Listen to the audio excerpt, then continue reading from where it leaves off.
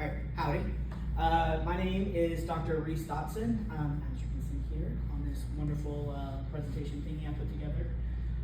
I teach at UT Tyler. I am an assistant professor. My expertise is technically modern American history, but I have spent a long time teaching the early portion of American history as well. For those of you who were not able to be here, on the last talk, we did the what I like to call the prelude to the American Revolution, just kind of giving us an idea of what America was like, or these colonies were like, before we enter into the eve of revolution. And one of the things that I like to remind you guys, I'm going to go ahead and remind you guys now, is that in that prelude, building up after the French and Indian War, and before we get to 1775, it's important to remember that these people do not have hindsight, right? As Americans today, we know what's coming. They do not know what's coming. And in fact, independence and the discussion of independence really was not on the forefront of most of these folks' mind, even as we get closer to even when we get, as you'll see, when we get to like May and June of 1776, it was still kind of scary for a lot of these people. What they did understand is that they are British citizens, and as British citizens, they come along with certain rights as citizens, right, that are enumerated in the Magna Carta and that are expected of people existing within that empire, within that realm. And they expect, as Patrick Henry outlines in the Virginia Resolves, that they should be treated as Virginia citizens, or as British citizens, as if they had been born in Britain with the same rights as other men born in Britain. Okay, so for the most part, leading into the American Revolution, there's some dissatisfaction there. But a lot of that dissatisfaction is what they see as violations of their rights as Englishmen. So again, they're not really pushing hard for independence right away. It's a gradual movement that we'll see.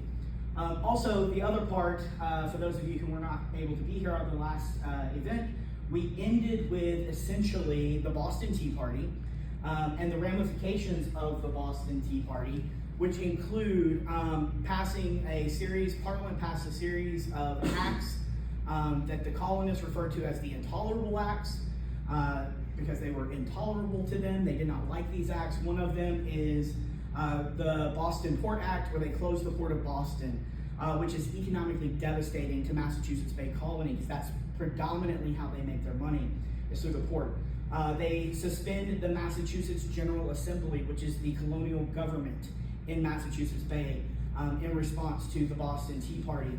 You have the Administration of Justice Act, which says that anybody who is, any British official, royal official, who is accused of a crime in the colonies will now have to be tried in Britain, which essentially means that any of the accusers would have to find and fund their own way to England to bring their accuser to trial, which for most people, they cannot afford that, right?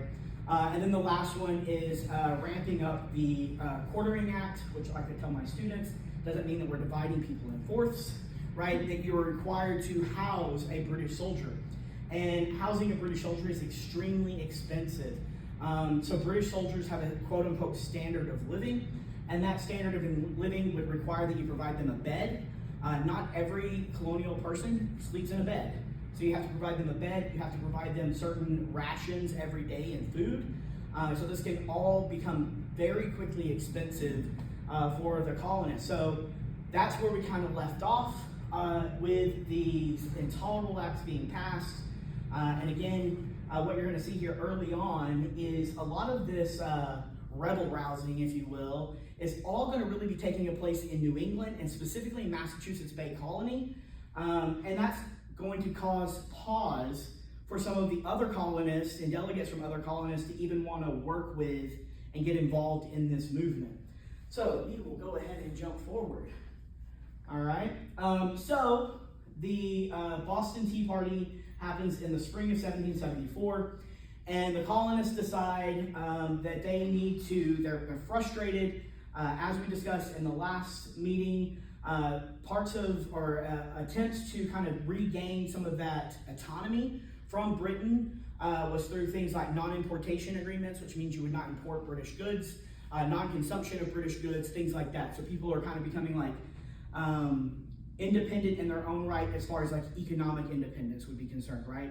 And they're pushing the British merchants and trying to hurt them economically so that they'll put pressure on Parliament to kind of ease up some of these restrictions in the colonies.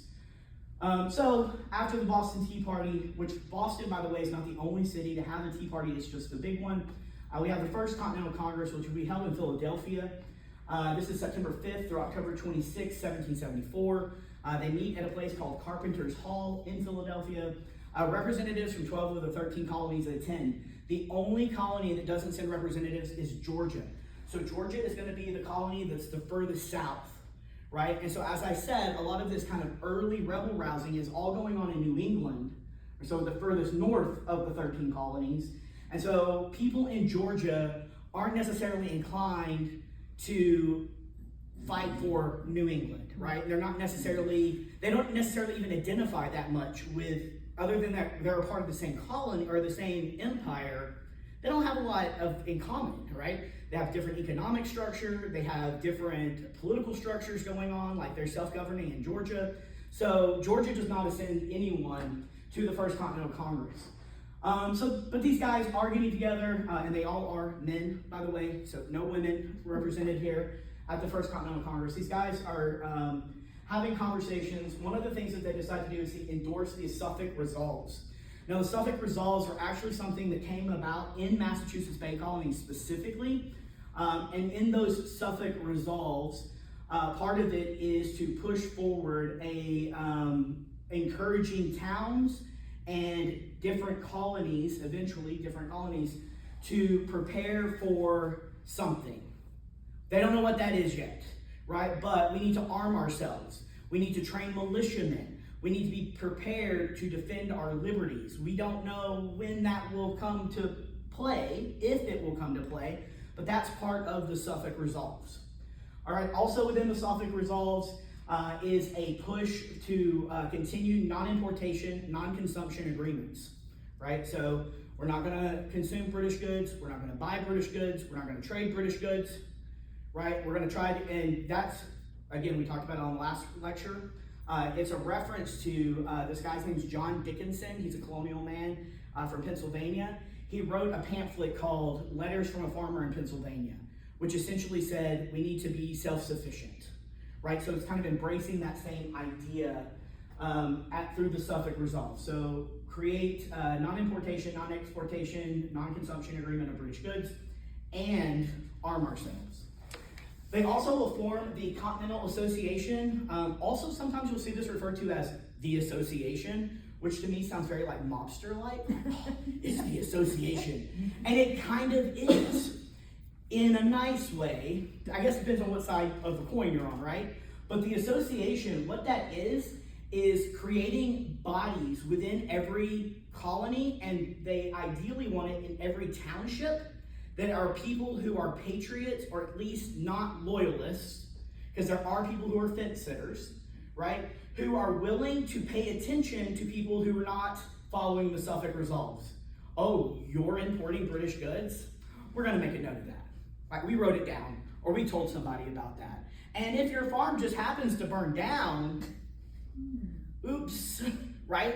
So that is what the association is. It's these self-monitoring groups created through all of the colonies, but as I said, and especially when you're in like the New England colonies and some of the middle colonies, they're in every town, right? Who is a loyalist? Keeping track of people, like, and just watching, oh, I saw John Smith, because they all have the same name. I saw John Smith do it, drinking British tea. I know about John Smith now, I'm gonna write it down, and I'm going to pass that information along, and bad things may or may not happen to John Smith, right? And if it becomes known Samuel Adams, for example, he runs a newspaper in Boston, loves to print the names of people who are violating the non-importation, non-exportation, non-consumption agreements. And just so happens he's a member of the Sons of Liberty, that sometimes these people's homes burn down.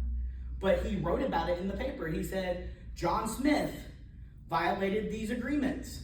And then the next paper, John Smith's house burned down. Well, if you were somebody who's fence riding in Boston and you're reading the paper, maybe you're not going to violate those importation, non-importation, exportation agreements, right? Like that's going to be an incentivization to keep you in line. So that's what the association is doing. They also wrote a Declaration of Rights and Grievances, which is exactly what it sounds like. These are our rights. These are the ways you are violating our rights.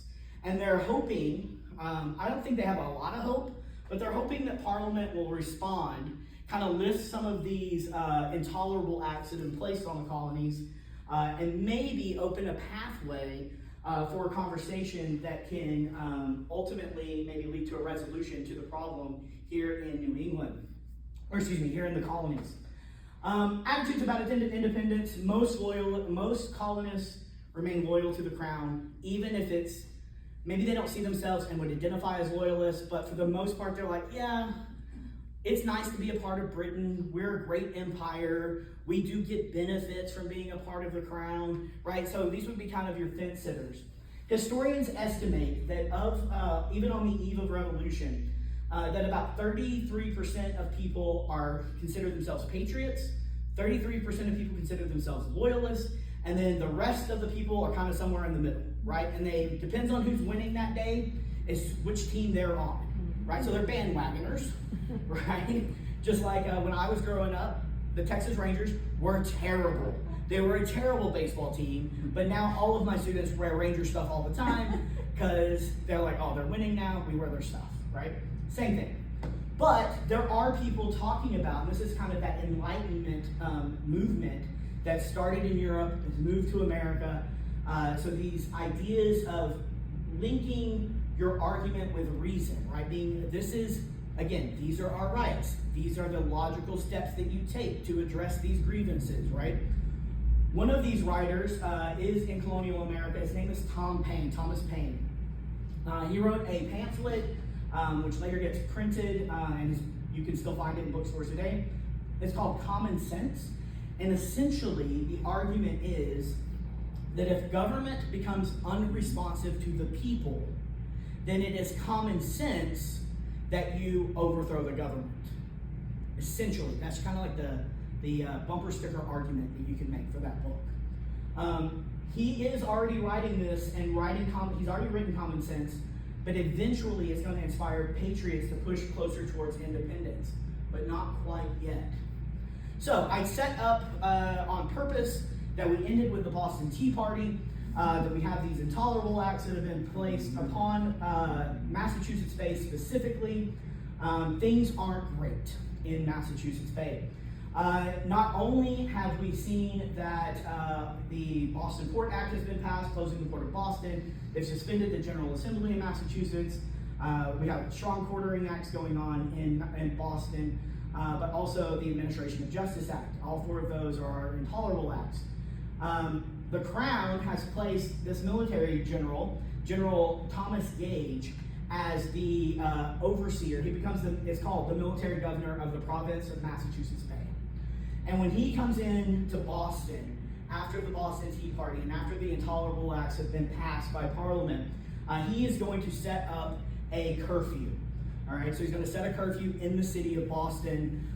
So this is extreme, almost what you would be considered like martial law, right? Like people are controlled, like where they can go, when they can go, things like that, right?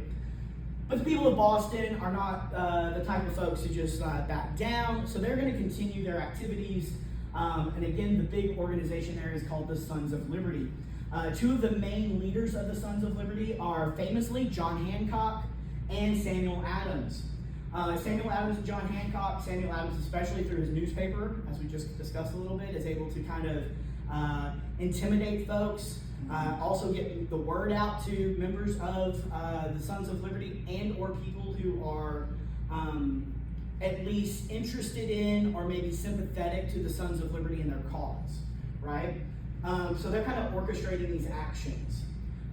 Also, Thomas Gage is going to get word from London that, because Thomas Gage has reported that the colonists in Massachusetts Bay, one, he thinks that Sam Adams and John Hancock are hanging out in Lexington, which is about 16 miles west of Boston, or about 16 miles west of Boston. That they're hanging out in Lexington, but also in the city of Concord, Massachusetts, that they are gathering supplies. And so that's a part of that Celtic resolve kind of attitude, right? So these things are going, and London responds back to Thomas Gage and says, okay, we need you to go seize those muskets and gunpowder, so go to Lexington and Concord to make this stuff happen, all right? So that's what we're gonna do. I do want to point out, though, it is not just, we're going to talk a little bit more about him in a minute, Paul Revere, but there's a collective group of people who are involved in the Sons of Liberty from all walks of life in Massachusetts Bay. So you have people who are in the Sons of Liberty who are like working on the docks, right? But then you also have James Otis, who before the Massachusetts General Assembly is suspended, he's one of the leaders of the General Assembly. You have Sam Adams, John Hancock. Also, you have Dr. Joseph Warren. Joseph Warren is kind of like flying under the radar at this point, and he's using a variety of spies and informants to monitor British movements and the soldiers' movements. He is going to receive information that Gage is set up to move these troops, these British regulars, towards Lexington and Concord. Once he gets the plan, right? Once Warren gets the plan, he's the one who has to come up with the idea of how to tell people what the plan is. Okay, so he has to devise this plan on how to warn about the regulars' movement. But I also want to introduce to you someone who you probably have never heard of. This is Margaret Kimball Gage. She is General Thomas Gage's wife, and there's questions about her, and I'll explain that in a minute. She was born in New Jersey, so she is an American, but her family is definitely an elite family. Her people are loyalists. She was born in 1734. In December of 1758, she marries Thomas Gage, so they get married. By most accounts, historians believe that they actually have a pretty solid relationship, all right? But, and she's very vocal about this, she does not always understand or share her husband's political ideas or his loyalty to the crown. And the reason that I'm pointing this out is that many historians think she's the way we know how the troops were going to go to Lexington and Concord. According to Thomas Gage, he only told two people. All right? One of them was like his first in command, and he never disclosed who the second person was. But they're very close. Okay? After the events of Lexington and Concord, she gets sent away to live in London for the remainder of the war. Now, when the war is over, and we all know how the war ends, he comes to live in London with her, right? So he will come, and actually the war isn't even over yet. He gets loses favor with Parliament, and they kick him out of the war, and he comes back to London. He gets recalled to London. And they have children afterwards. So some historians say, well, obviously she didn't betray him because they had kids. I don't know that that's an obvious, right? Like, their women in this time period had limited autonomy, limited options. I don't know that that's an obvious, all right? The only person who knew was Dr. Warren, unfortunately, because he knows who gave the information. He dies pretty shortly into the conflict, and so nobody knows who told him. But it's assumed that it's her, right? So engage in a little pillow talk, and then she shares some information, all right? So that is Margaret Kimball Gage. All right, so the signal becomes the famous, if you've ever read, and I'm sure all of you have heard of the Longfellow poem, Midnight Ride of Paul Revere, right? So famously, one if by land, two if by sea. So the plan is, once the Sons of Liberty know that the British troops are moving, and how they're going to come, there's only two ways they can go. All right, so the first way is to go through right here. This is the land. This is the area, this small area here, they refer to it as the Boston Neck. Okay, so that's how the land route would go, and they'd actually come up and go like something like this. I have a better map of it here in a little bit. All right, by sea, so this is the Charles River, right? So they'd have to cross over the Charles River, then get on land, because Boston kind of like juts out here into the bay, right? So then they cross the Charles River by boat, and then on shore, they would get out and they would go. This would be a much faster way, all right? So 1 if by land, 2 if by sea. So they decide, the Sons of Liberty decide, this is how they're going to share the news. And I love this story. All right, so this is the Old North Church. If you go to Boston today, it's in the northern portion of Boston. Church kind of still exists. It does still exist. In 1803, there was a massive snowstorm and destroyed part of the church, and they rebuilt it, but the church is still there. All right? It is the tallest point in Boston at this time. Right? It's the tallest point in Boston. Just so happens the sextant is Robert Newman. He's a Sons of Liberty. He's a member of the Sons of Liberty. He's only 23 at this time. So he's a young guy, right? And for my students, once they're like, what's a sextant? So I had to explain to them, he's the church keeper, right? He's the one who takes care of the church. That's his job, all right? So they're gonna let Robert Newman know what is going on, what the route is. You hold up the lantern. Because remember, people in Boston are under curfew. And it's at night, all right? And it's the tallest building. So if they see one lantern hanging up at the top of the steeple, so this room, this area here, they know that it's by land. If 2 lanterns are up, it's by sea. So Newman goes to the church, he gets in, and he actually is accompanied by a couple of folks. He goes all the way up and he hangs 2 lanterns up. All right, now when he gets up there and hangs those 2 lanterns up, the people, we have 2 folks waiting.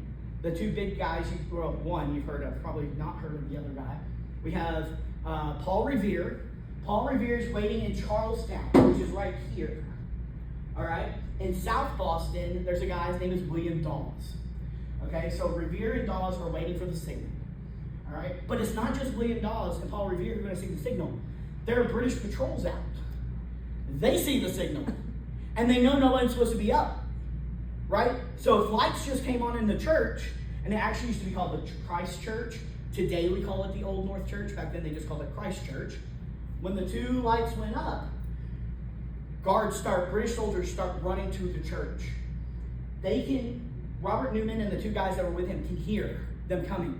Robert Newman scales down. This is like a 5-story steeple here. He scales down. He actually throws the keys to one of the guys that was with him, who runs off. Right? The guards break in the doors of the church.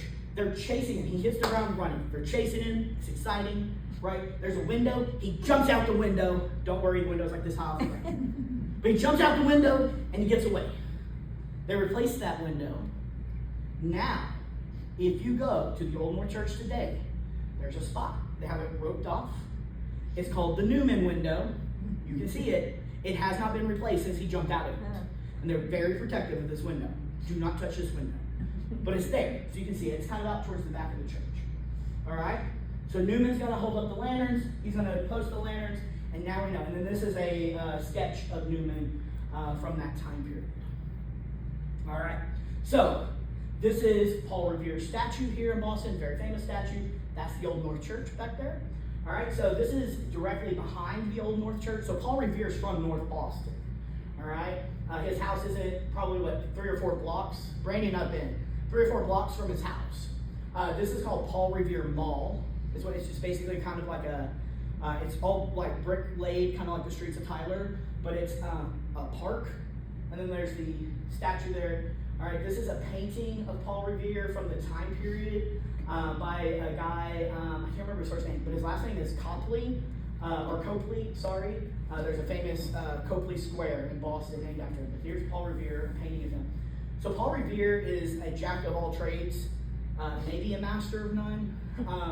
He's a silversmith, which is why he's holding this teapot here.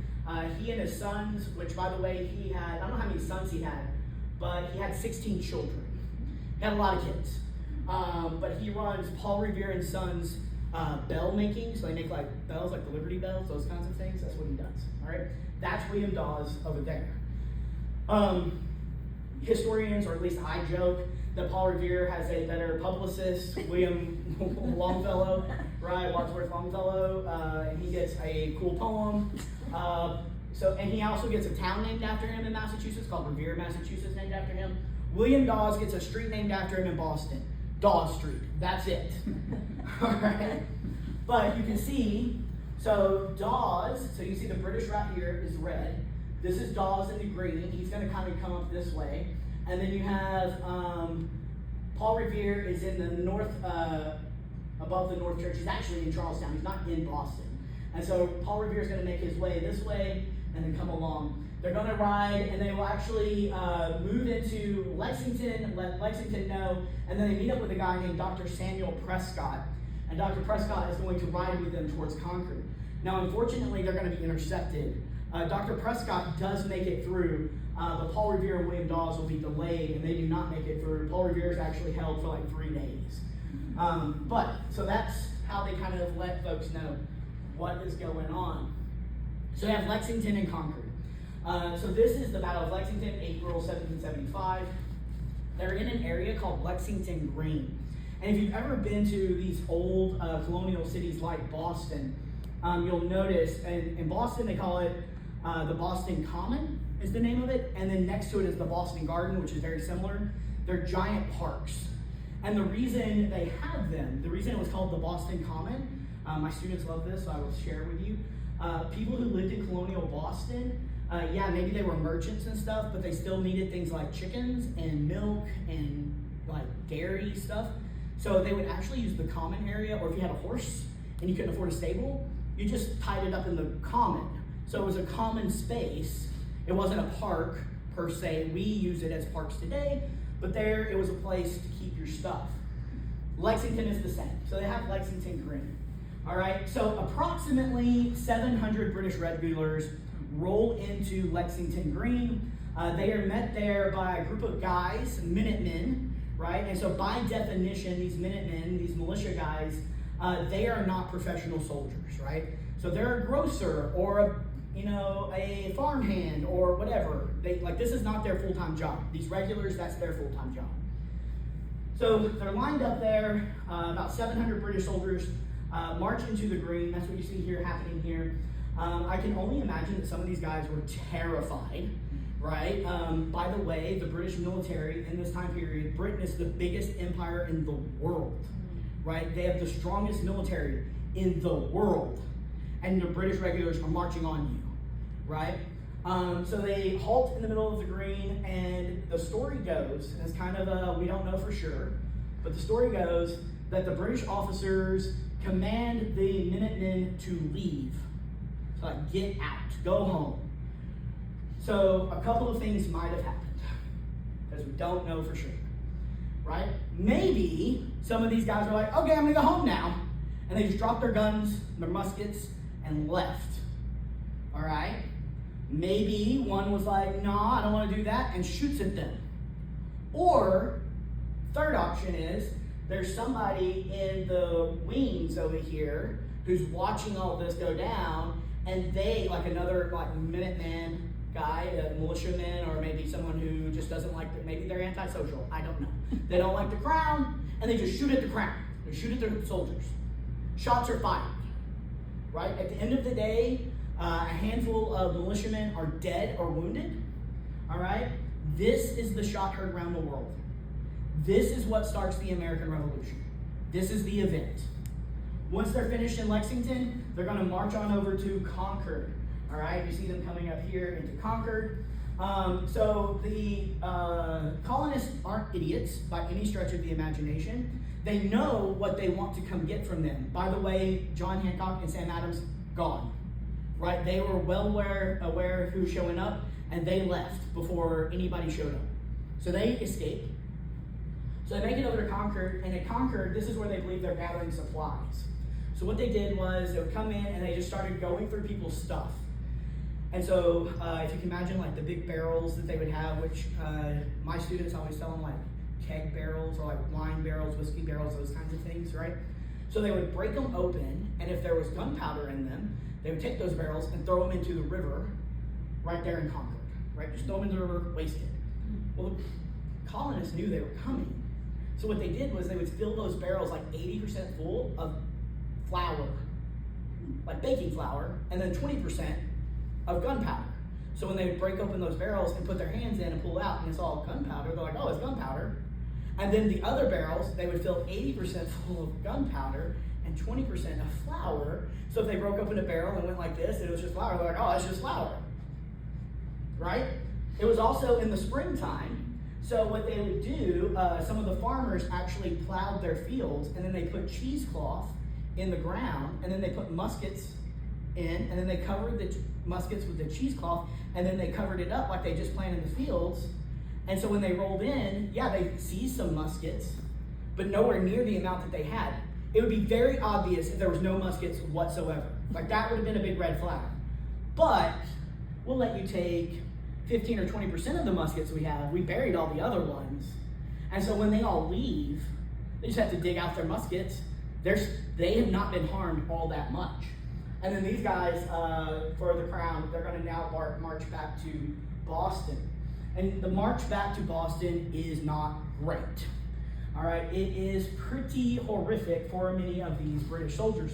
So you can see here in the map, as they're making their way back, on their way, American or colonial militiamen are essentially sneak attacking them along the way.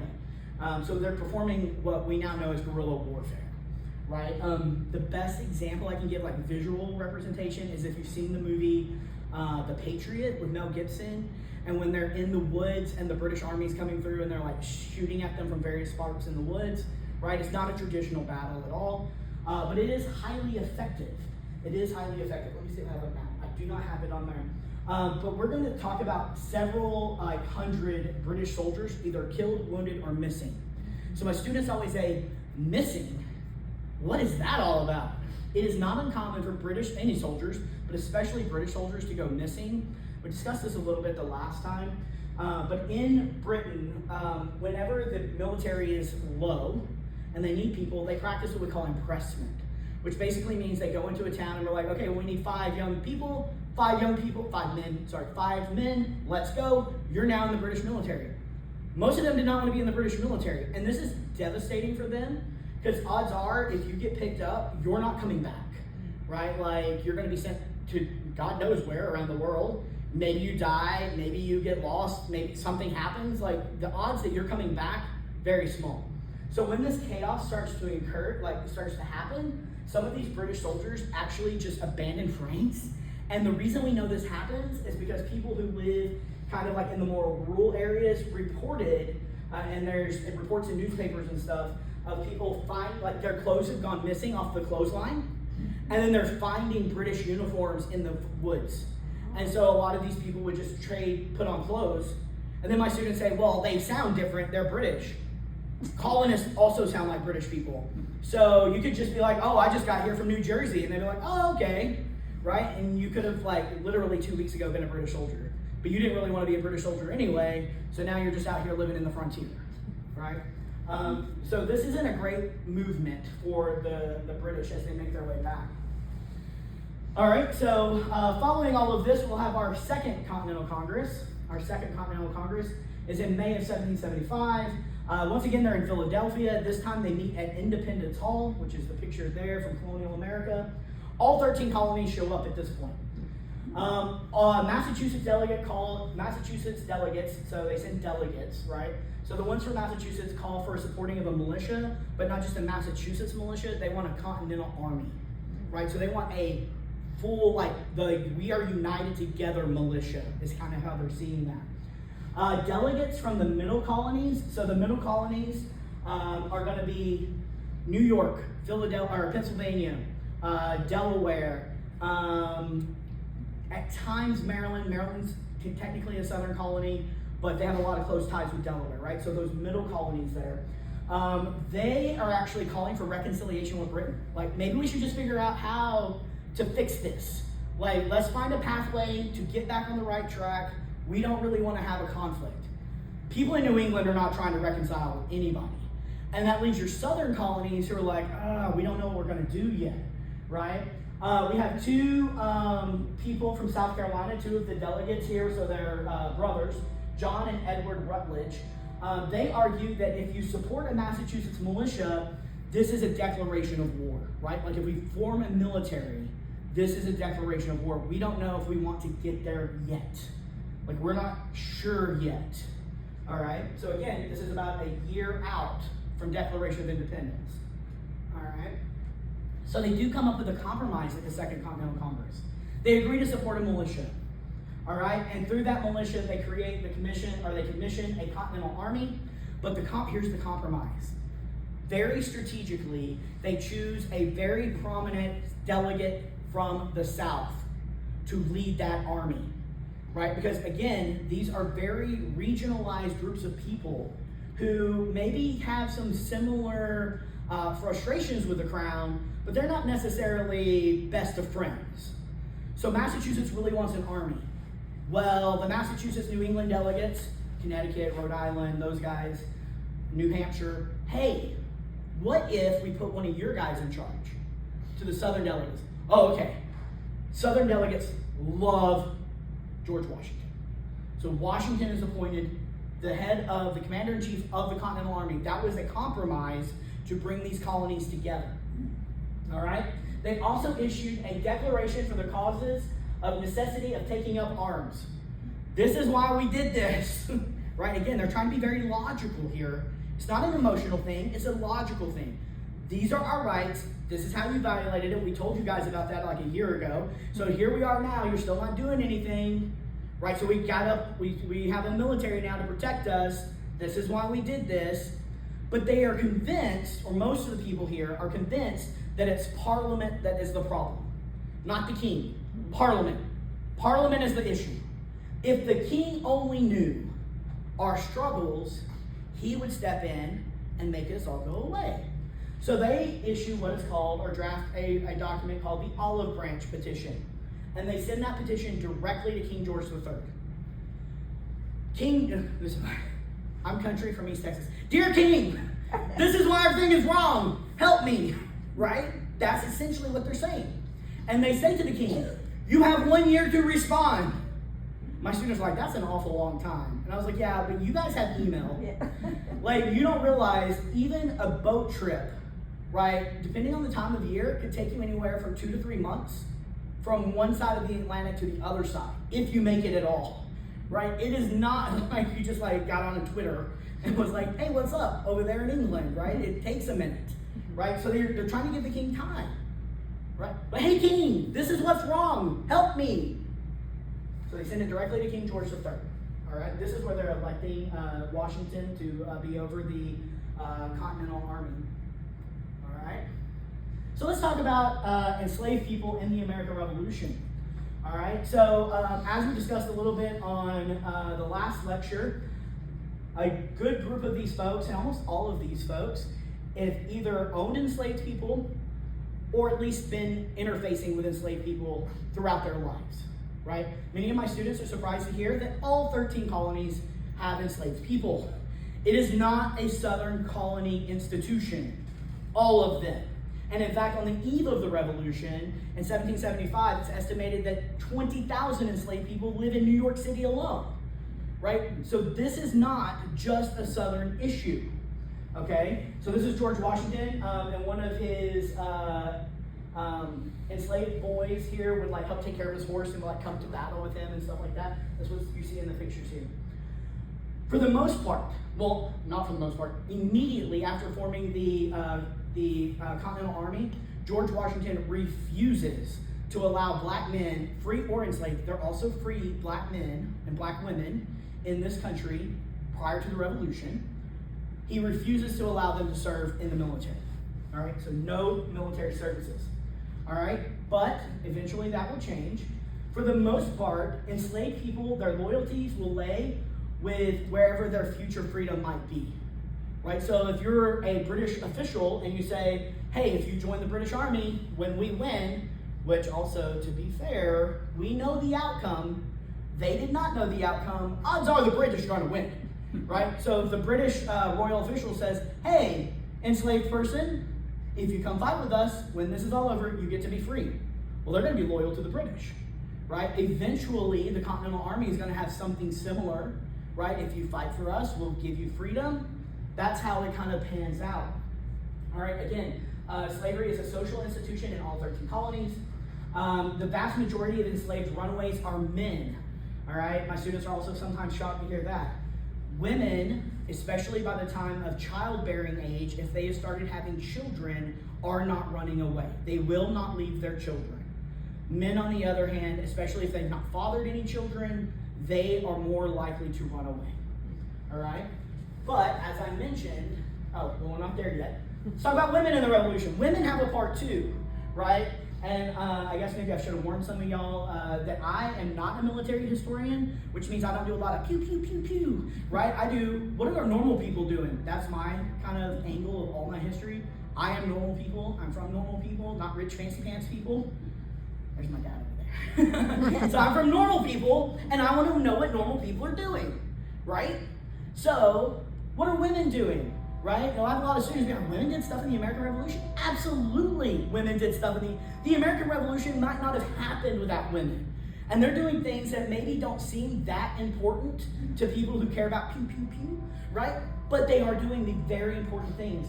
The Daughters of Liberty is the sister organization to the Sons of Liberty. They formed in 1765. Martha Washington, by the way, is a member of the Daughters of Liberty, right? So from a very prominent family in Virginia. They organize fundraising drives, right, to help feed the troops, right? They provide supplies to the troops. I know you guys have all heard of, there's actually kind of some controversy whether Betsy Ross actually made a flag or not, right? But these women, it's called homespinning or homespun cloth. They're spinning their own cloth and making their own clothes, which one is supporting the non-importation, non-consumption agreements against Britain, but two, they're also making clothes for soldiers. They're knitting socks, they're knitting blankets, things like that to help the soldiers in the war effort. When the military does come through, and again, there's a scene, it's been a hot minute since I've seen it, but in the movie The Patriot, which by the way, the movie The Patriot is a bunch of different stories from the American Revolution thrown into one person, Mel Gibson's person. It's a whole bunch of different stories though. But you see women who are supporting the men on the battlefield, like the wounded and the dead, like they go and remove the bodies and help bury them and things like that. So they're working in military camps. Not only are they tending to wounded soldiers, in the military camps they could be cooking the meals, cleaning the latrines, like doing things that the men aren't doing because they're fighting a war, right? But they're here supporting, trying to keep those military, because if you cannot keep those military encampments clean, you're going to breed disease, and it's going to kill a lot of people more than probably the war itself is going to kill. All right? Some women will serve as spies, and there is one documented case of a woman posing as a man and fighting in the war. All right? This is not her. This is a different lady. All right? So this is Molly Pitcher. That is not her real name. That's just what she gets called. It's kind of her, pseudonym. She is at the battle, her husband, is at the Battle of Monmouth, which isn't that far. It's kind of north of Philadelphia, so it's in Pennsylvania. And her husband, she's from that area, and she actually, so also wars and battles don't necessarily take place, they could go on for 3 or 4 days. That doesn't mean it's constant bombardment, right? There are breaks. And so the women would actually, another thing women would do, would bring food and supplies, right? Help tend to get the wounded out of the way, bring food and supplies. So she's bringing supplies. Her husband is a gunner. His job is to load the cannon, right? She gets there and finds out that her husband has been wounded. He cannot do their job, and they need help. So she steps up. Her name is Mary Ludwig Hayes. Her husband's William Hayes. She starts loading the cannon and fights for the rest of the battle. All right, so much so that after the war is over, after we are an independent country, she will receive a military pension for her commitment to the war effort, which is pretty dang cool. Right, and she's buried north of Philadelphia, and at her, I should have put a picture on there, but at her grave is a giant statue, and it's of a woman holding the implement that you use to shove the cannonball in, she's holding it, and it's Molly, and it says on there, Molly Pitcher, also known as Mary Ludwig Hayes. And that's where and I think she died in 1805, 1813, something like that. But yeah, so she participates in the war effort right there. Communications during the war. This is probably some of my favorite stuff.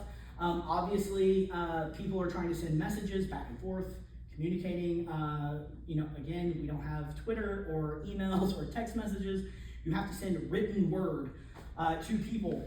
But just as there are patriots out and about, there are also loyalists and British regulars who are trying to capture those folks and try to capture messages. So they come up with a couple of ingenious ways.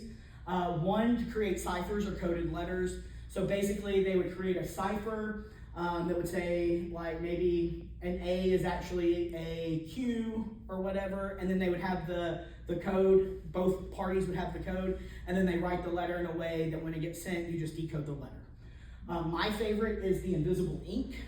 So they would actually make a mixture of ferrous sulfate and water, and then they would use that as the ink, and then they would write on the paper, and it would kind of disappear. And then you could either heat the letter or use sodium carbonate, a paste, and like rub it on the paper, and then your letter would reveal. I think that's really cool. They have masked letters, which is this.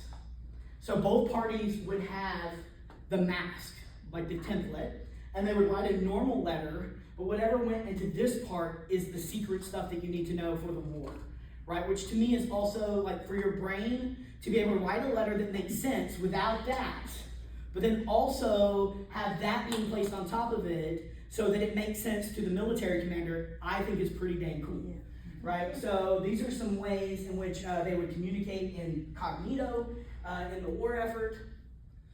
All right, so shortly after we see Lexington and Concord take place, we have the capturing of Fort Ticonderoga. Fort Ticonderoga is important for a couple of reasons. First, the two guys who are here, so this guy here is the guy we'll talk about later, Benedict Arnold. Our buddy Benedict Arnold is there, and he is with this other guy here. His name is Ethan Allen, more than a furniture store, okay? Or a paint brand. Ethan Allen, that's him. Ethan Allen is from a rural area, not a colony. My students are always think that this state is a colony. It is not. He's from Vermont. It's Ethan Allen and the Green Mountain Boys. Vermont's the Green Mountain State. So they're just like in the rural outposts, and they're supporting the war effort.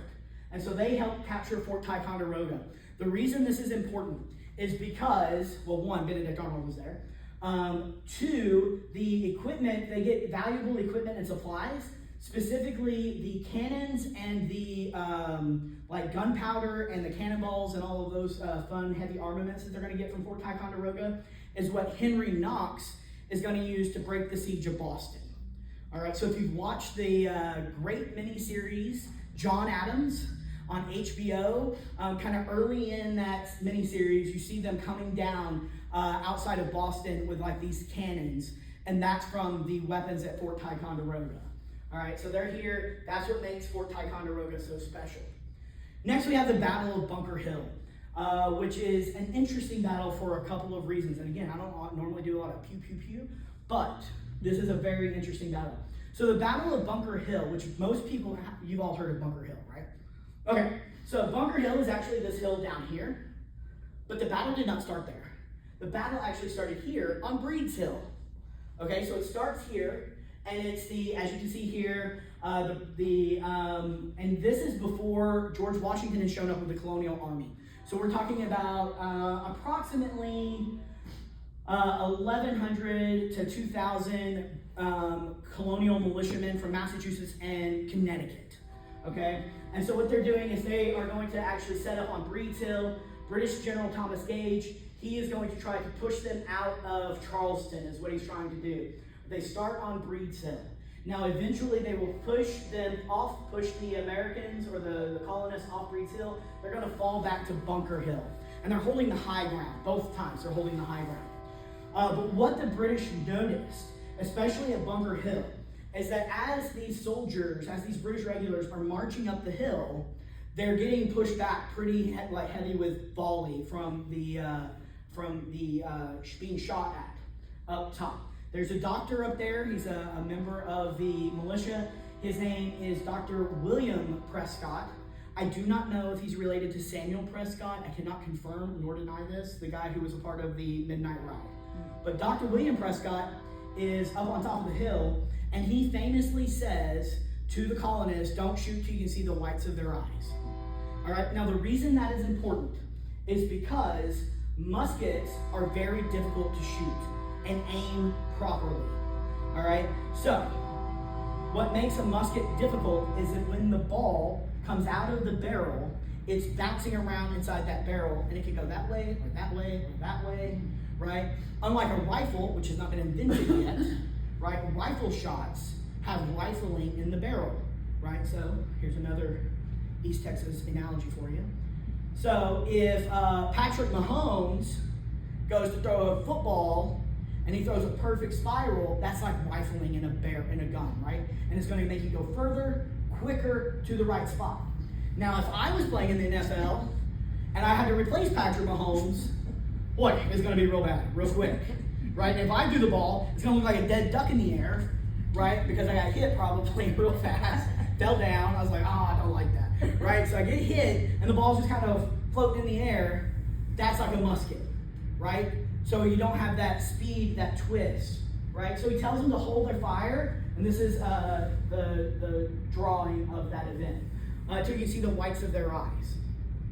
But the American colonists are actually, despite the fact that it's very difficult to aim a musket, are really good at it. And it's predominantly, most historians equate this because these guys, many of them, especially like in Massachusetts Bay, have lived in, like, they're like 2 or 3 generations of kids who grew up in Massachusetts Bay, and they hunt for their food. And if you have a squirrel or a fox or a deer, you can't afford to not be good, right? You gotta have a little bit of skill. But if you can see the whites of their eyes, that means they're close enough that your target isn't moving as much, and you have a bigger target to aim at. Also, as the British, I had a military historian explain that when you're reloading your musket, to reload your musket, you have to put the butt of the musket on the ground. You have to pour the powder into the barrel. You have to take the little rod, mash it down, put the musket ball in there, mash it down, pick up the musket, put the right rod back in, pull the flint, shoot. A trained soldier can do it in about 1 minute, which may not sound like that long, but if you're standing still doing all that for 1 minute and somebody over there has a gun shooting at you, that's a long time, right? The British soldiers actually took 3 attempts before they could take before they take Bunker's Hill. On the 3rd attempt, they're successful. One of the reasons that they're successful is that they're told by the major general there, not Thomas Gage, I think his name is Pitcairn. Pitcairn says, unload your weapons and attach your bayonets. The other thing is, because these guys are like up here, right, in a line, as the soldiers are going up and coming down, the British soldiers, they can hear these guys' conversation.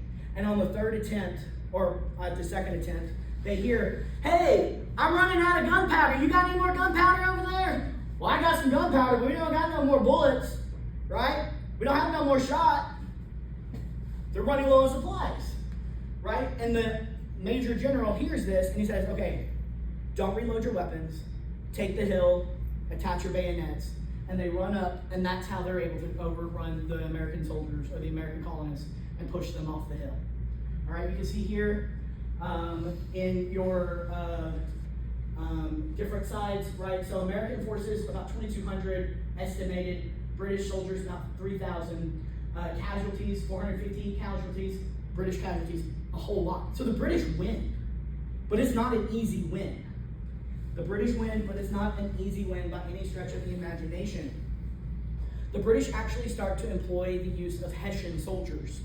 All right, these are German mercenaries used to support the British regulars. My students ask me, why would they pick German soldiers? Well, what a lot of people in this country don't realize is that King George I, II, and III, King George I, so granddad, is from Germany. All right, there's a German lineage there. And in fact, King George I and II didn't speak English at all. King George III is a little bit of a weirdo in the family. He speaks English, and he lives predominantly in England. Right, the other 2 live predominantly in Germany, right? So he has family connections there. So that's why they're going to pull in the Hessians to help support the British regulars.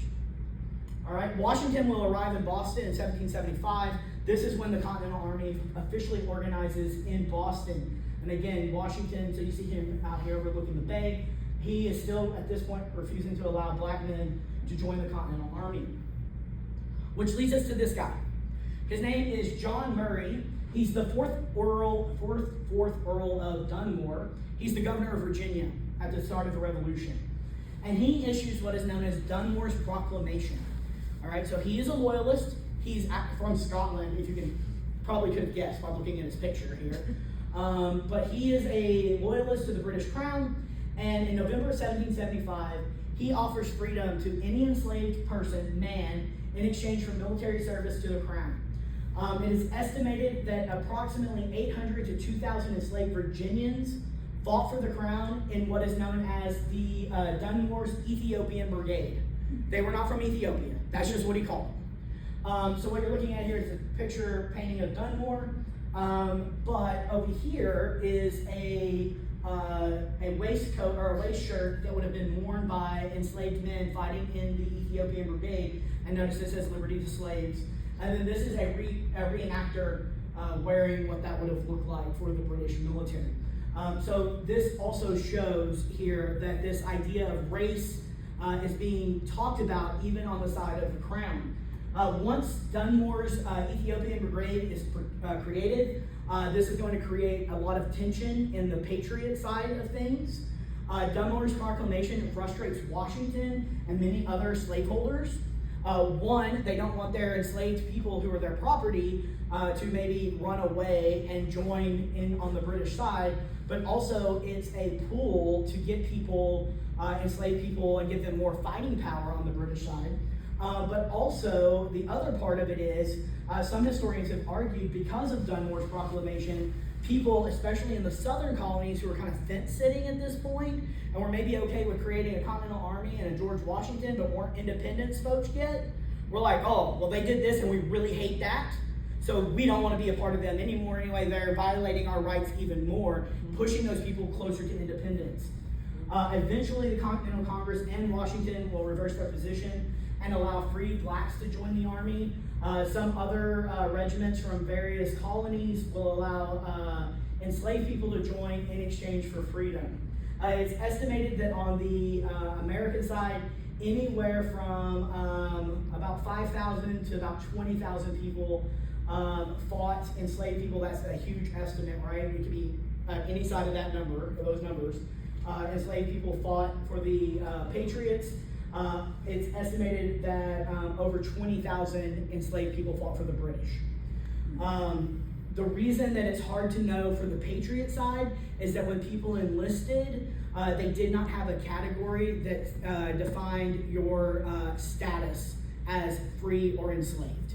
So we don't know. And only some places where people were enlisting even took into consideration race on the data when they were making rolls. Okay, so the Continental Congress will reconvene. So I told you guys they sent a letter, the olive branch petition, out to the king, King George III, and said, well, surely if he only knew, he would help us. It's been a year, nothing from the king. King did not respond whatsoever. So on May 10th, 1776, the Continental Congress will reconvene in Philadelphia. There starts to be, we've already started seeing a little bit more chatter about independence spreading throughout the colonies for various reasons, one of those being Dunmore's proclamation. More people are reading Thomas Paine's Common Sense. They're becoming more disillusioned with the British government and the British Crown because they're not doing anything to help us. That's how they see it, right? So they are frustrated, but also they recognize that if they declare independence, then that would allow the Continental Congress to form alliances with European nations who might be willing to help us defeat the British. And especially one European nation, which we talked a lot about then on the last lecture, France. It's England's arch nemesis, right? And France is not super excited of being lost the French and Indian War, and so they are more than willing to jump in and kind of help aid us in defeating the British. At this meeting in May 10th, they suggested that all colonies form revolutionary governments and write new constitutions. One of the reasons for this is to remove or limit power of any royal official, like, for example, John Murray, the Earl of Dunmore in Virginia. But also, so they're kind of like talking about this independence thing, right? And people started kind of talking about it, but there's still quite a few people here in May of 1776 who are like, oh, I don't know about that. I don't know. Oh, that might be a bridge too far. I don't know about that, right? So they actually dismiss for a hot minute so that they can go back to their colonies, so they can have conversations with their colonies, and they're going to come back, all right? On June 7th, 1776, one of the delegates from Virginia, when they returned back to Philadelphia, Richard Henry Lee says this, and this is what they've discussed it in Virginia, and this is the sentiment, and he's bringing it back to the Continental Congress. Resolve that these united colonies are, and right ought to be, free and independent states, that they are absolved from all allegiance to the British Crown, and that all political connection between them and the state of Great Britain is and ought to be totally dissolved. So he's kind of the first person that we have record of saying, this is what we want to do. And they take a vote on it, and they talk about it a little bit. All right, so they're going to talk about it. Oh, by the way, you guys may have heard the story, maybe didn't know where it fit in. One of the delegates there is John Adams from Massachusetts Bay. His wife, famously, Abigail Adams, because he goes back and it's like, oh, they're talking about independence. And she's like, don't forget the women. Forgot the women. Did not do anything for women. They decided to have a vote on independence. On July 2nd, 1776, Continental Congress voted 12-0 for independence. New York abstained. There were some people in New York from the delegation of New York who were on board, others who weren't, and they were like, well, we'll just abstain and go with what the majority wants. 12-0 voted for independence. They formed a committee of 5 people to draft the Declaration of Independence, but it's predominantly written by Thomas Jefferson, who has edits from John Adams and Ben Franklin. So they will draft the Declaration of Independence. And then the Declaration of Independence will eventually be voted on 2 days later on July 4th, 1776. In the Declaration of Independence, they outline natural rights of all people. Again, they're explaining, this is very logical, how Parliament and the Crown have trampled on those rights. Fun fact, my students are always surprised by this. In the original document, which remember, TJ is from, that's what I like to call him, TJ is from Virginia. He is a slave-holding, wealthy man from Virginia, all right? In the original Declaration of Independence, they call for an abolition of slavery. No slavery in the new country, right? Going forward, no more slavery. Delegates from South Carolina and Georgia refused. They would not vote on this document if that was in the document. So they make a compromise, they take that part out. And so all 13 will, excuse me, I should not say the other 10, it should say the other 11. All 13 colonies will sign the Declaration of Independence, and it's voted in, Congress votes to support, the Continental Congress votes to support that declaration in July of 1776, July 4th, 1776, thus Independence Day. That is a copy from the Library of Congress of George Washington's version of the Declaration of Independence. So the one that he had is now held at the Smithsonian in Washington, D.C. All right, so as I mentioned to you at the start, all right, all of the rebel rousing is going on in New England, right? But as I've kind of outlined for you, things are not going well for the British in New England. So the British decide, let's focus on the middle colonies. And if we can control the middle colonies, then we can go back up and control the New England colonies. Boom, that's how we're going to win. All right? By the summer of 1776, Britain focuses efforts on New York, Pennsylvania, and New Jersey. This is at the Battle of Manhattan. So this is in New York City, where the British actually start burning down parts of what is now modern-day Manhattan. Washington and the Continental Army are suffering losses in Brooklyn and in Manhattan. The Brooklyn battle is actually called the Battle of Long Island, but it's technically in Brooklyn, not in what we today call modern-day Long Island. Washington, for the most part, isn't great at winning battles, right? He's good at not getting caught. That's what he's good at, right? And he's really good at inspiring people, but when it comes to battle winning, he doesn't actually win a whole lot. Washington will retreat to New Jersey at the end of 1776, but he does strategize one last attack before he enters into winter's quarters, and that is at the Battle of Trenton.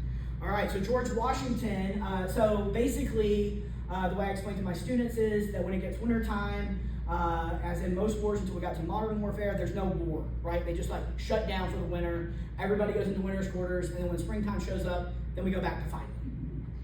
George Washington has kind of escaped over here into New Jersey, but he hasn't gone into winter's quarters yet. And the British Army has gone into winter's quarters in New York City, but they've left a group in Trenton of Hessians around to kind of keep an eyeball on George Washington until Washington goes into winter's quarters. So George Washington comes up with this genius idea that on the day after Christmas, he is going to surprise attack the Hessians. And I always tell my students, I guess his idea was that the Hessians are German, so they love a holiday, and they love drinking beers and eating sausages, and they probably had a really good day on Christmas Day, right? So we're going to surprise attack them the day after, which is what they do. And so Washington and they make several trips across the Delaware River. They cross over, and then they're going to march about 10 miles to Trenton and surprise attack the Hessians. It's actually a delayed attack due to weather. There was 3 hours late. And there's actually a loyalist outside of Trenton who's a farmer who sees the movements, and he actually goes to, in the middle of the night, because they start moving in the middle of the night, he goes to warn the Hessians, and he has it on a piece of paper, and allegedly the guy, like the commanding officer there, he gave him the piece of paper, and the commanding officer didn't read the paper, he just shoved it in his pocket. And then, lo and behold, early on the day after Christmas, they will surprise attack, and we see that this victory is going to lift the morale of the Continental Army. They also captured valuable supplies. They actually took the Hessians and moved them to Philadelphia, like captured them, and actually paraded them through the streets of Philadelphia, which Philadelphia at this point is considered the capital, because that's where the Continental Congress is at. So they parade them through the streets, and it's like really boost that morale, because they had not been doing great since you had Declaration of Independence. People are super excited. Nothing great has happened since. Then we have this event. And you can see here casualties, 5 Americans, and they were just wounded. And then you have 905 British casualties, and these are Hessians, 22 killed, 83 wounded, 800 missing or captured. Most of those are going to be captured. All right. The next big battle that we have to talk about, you cannot talk about the American Revolution and not talk about the Saratoga campaign. The Saratoga campaign takes place the following fall, September 19th, October 7th, in 1777. Essentially, the Continental Army is going to be led by a man named Horatio Gates, and they are going to fight. This British commander comes down from Canada. His name is John Burgoyne. John Burgoyne is going to come down from Canada. They're going to be intercepted at Saratoga, and the Continental Army will defeat Burgoyne in Saratoga. The reason this is so important is because up until this point, the British have won almost all of the normal battles, right? If we're surprise attacking folks, we're winning, right? If we're doing guerrilla warfare, we're winning. But if we're like you see in the movies, like The Patriot or any Civil War movie, where we line up and just like march at each other and shoot, right? Normal battle, we are not winning. We won here. And this is important because this says to European powers, i.e. France, hey, we can win a traditional battle. We are legitimate. Be our friends. And France says, okay. So this win will boost morale once again, but also opens a pathway to the Franco-American alliance, without which we would not have won the American Revolution. Okay, so we have the Franco-American alliance. General John Burgoyne surrenders to Horatio Gates. Another guy who is there is Benedict Arnold. Benedict Arnold gets wounded in this battle, right? He's been passed up for several promotions. He's kind of got a chip on his shoulder. He's not super excited about life. Speaking of Benedict Arnold. All right, so Benedict Arnold's been annoyed. And George Washington knows this about him. And he even tries to quit at one point, and George Washington says, no, don't quit. He does have skills. So George Washington eventually promotes Benedict Arnold. So Arnold was born in Connecticut in 1741. After the Saratoga campaign, he will be promoted to Major General. And then Washington stations him in Philadelphia to take care of the city, work with soldiers in Philadelphia. But he starts acting kind of wonky, right? And what I mean by that is he starts living super extravagantly, and he actually starts courting this woman. Her father is Edward Shippen. His daughter's name is Peggy. But Edward Shippen is a big-time loyalist in Philadelphia. And he's trying to convince her to marry him. She eventually does.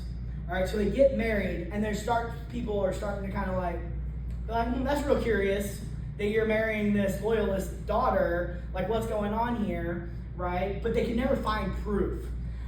He will eventually be put over West Point in 1779. And then, once he's put over West Point, he actually is collaborating with the British. His liaison with the British, his name is John Andre, British Major John Andre, and he actually had shared some documents with John Andre on ways in which the British could attack West Point and take the supplies from West Point, stuff like that. Just so happens right after, because the other soldiers are keeping an eye on Benedict Arnold, that when they assume that John Andre has met up with him, they capture John Andre and they go through his stuff and find all these documents, and that's their proof, right?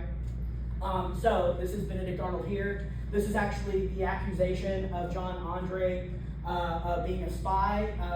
The Continental Army holds a military tribunal, declares him a spy, and actually hang him. So he dies for that. Benedict Arnold escapes, and he actually makes it to England, and then he joins the British military for a little bit, but he is the arch nemesis of this war for us, is Benedict Arnold.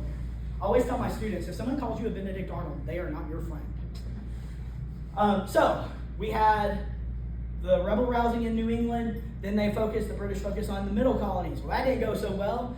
So the British are like, okay, we're gonna refocus on the southern colonies, and then we're gonna make our way up, and that's how we're gonna win. All right, so we have the Southern Campaign, 1780 to 1781. British General Charles Cornwallis will force Nathaniel Greene and the Continental Army to retreat at this battle called Guildford Courthouse, which is in North Carolina. After that battle, Greene and the Continental Army will retreat, and then Cornwallis, who's actually used up a lot of supplies, he needs more supplies and support. So he actually moves to Virginia, to Yorktown, which is on the peninsula. And his thought was, I'm going to go there, a British fleet's coming in with more supplies, that's where I'm going to go meet up with the British as they come in. All right? So we have what's known as the Yorktown Campaign. So this is April to October. So it's a long time. So it's not like an immediate overnight event, right? But we are able to engage with Cornwallis while he is waiting for the British supplies to show up. And eventually we get very lucky in that the French Navy shows up and actually blocks the port to Yorktown. And the French Navy actually defeats the British Navy, which is kind of miraculous. Because again, the British Navy is the most powerful Navy in the world. They defeat the French Navy defeats the British Navy, and they're able to keep the British supply chain and troops from coming into Cornwallis, which turns into the siege of Yorktown. And once Yorktown is under siege, right? So once they have surrounded on the ground, the Continental Army has surrounded Yorktown, and then the the French fleet has surrounded Yorktown at the York River. This forces Cornwallis into surrender. All right, so Cornwallis will eventually surrender to George Washington after the siege of Yorktown. Which leads us to the final document, which is where we're going to kind of end here, and it's the Peace of Paris. The Peace of Paris will officially be signed on September 3rd, 1783. What the Peace of Paris does is it negotiates recognition of American independence, and it's the boundary line of the United States. Also, it officially ends the American Revolution, which means after this point, no more pew, pew, pew. There are some skirmishes after Yorktown and between this time period, but very few and far between. Also, Britain will recognize the United States as an independent nation, which may not sound like a lot, but it's actually quite a big deal. So, like for example, let's say that we all owned like a little small island out in the Caribbean. If we want to be like, we're an independent nation, but nobody, especially no big countries like Britain, France, America, if they were not willing to recognize us as an independent nation, and they were just like, oh, you're just a bunch of crazy people out here on an island, we're not an independent nation. But once an established country recognizes you as an independent nation and opens up diplomatic relationships with you and trade with you, then you're a legitimate nation. And so that's what the Peace of Paris 1783 gives us. Officially ends the American Revolution, sets the boundaries of the United States, and recognizes us as an independent nation going forward, which is where we will end today. And on our last talk, which is in a couple of weeks, right, Randy?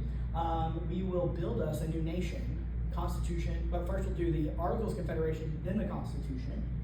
But last time I was not prepared, so this time, here's some books. If you're interested in the American Revolution and the stuff we kind of talked about, Here are some quality books that you can read. Barbara Tuchman, who is a longtime a longtime historian, she's passed now, but she famously wrote about the beginnings of World War I. But she wrote American Revolution. It's called The First Salute in 1988. Gordon S. Wood, who actually just recently passed away this summer, he won a Pulitzer Prize. It's called The Radicalism of the American Revolution. That's one of the debates that people have over the Revolution. In the grand scheme of things, and one of the questions I always ask my students is how revolutionary was the American Revolution? And in my view, not very revolutionary. And the reason that I say that is the people who were in charge before the revolution are kind of the same people who are in charge after the revolution. It's just the crown is gone, right? Like that part is gone. So it's not like the French Revolution where you have like an upheaval of an entire system. Much of that system is going to stay in place. David McCullough, this is a classic. Brandy does not like it, but it's, I think, a good book. So 1776.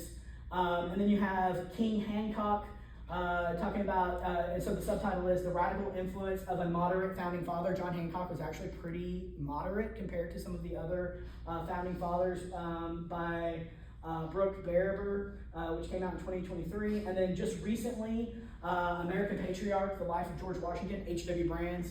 I am a fan of H.W. Brands. He is phenomenal. Of all of these, he's the easiest to read. He writes like a novelist. And anything that Brands wrote is great. He writes he does a lot of different stuff, a lot of Theodore Roosevelt stuff. He's the department chair at UT Austin. He went to UT Austin for he got his PhD at UT Austin, and there were like 16 or 17 years he taught at A&M. And then when the department chair opened up at UT Austin, they poached him from A&M. He went back to his alma mater. But he publishes like a book or two a year. And he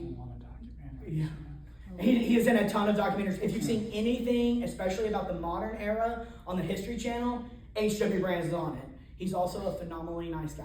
So when I was at A&M, he's friends with people at A&M because he taught there for so long. And I was taking classes, and one day I was going up to class, and I was like fumbling with my stuff, and I literally ran into him. And I looked up, and he's like a real tall, skinny guy. And I was like, because obviously, like I've seen him on TV a bunch, and I've read his books. And I was like, "Oh, Dr. Brands, I'm so sorry." And he goes, "Oh, just call me Hal." Super nice guy. Super nice guy. Yeah, I really, really like him, and his books are amazing. Are there any questions? Comments, concerns? You know, King George was kind of a controversial guy. I mean, seemed like he wasn't near as bad as the Parliament. I mean, it's, you know, they were the one that was so punitive, you know. It was Parliament being very punitive, and I think the reason is that in Parliament you have folks who are the British in themselves are very proud comparatively to other countries at this time period. And the reason I say that is in France, you have like a monarchy, right? And Germany, and yes, Britain has a monarchy, but they also have a representative government, which is very unusual in this time period. And they hold Parliament to be very special to them. And this idea, this is kind of how I interpret them, that these like and they really do see people in the colonies as a bunch of like backwater nobodies. That these backwater nobodies would want to have anything to do and tell us what we can and cannot do. Like, that is absolutely unacceptable. And there was talk, like I said, especially with some of those middle colonies about a year out from independence, where they were like, well, maybe we'll suggest a parliament that we can have our own parliament here, and then we'll just filter stuff to them, right?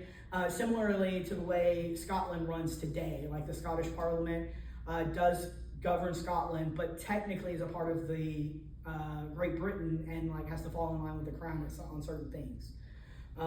Yeah, but I would agree. I don't think that the king was as bad as they thought he was. And I don't know for sure, because I'm not, like I said, I'm not an expert in this area, but I don't even know for sure that King George got the olive branch petition, right? Because I've not looked into that. And now that's my question as I'm talking. I just come up with like, oh, did he actually get that letter? And maybe he did and was like, I don't care, like, figure it out.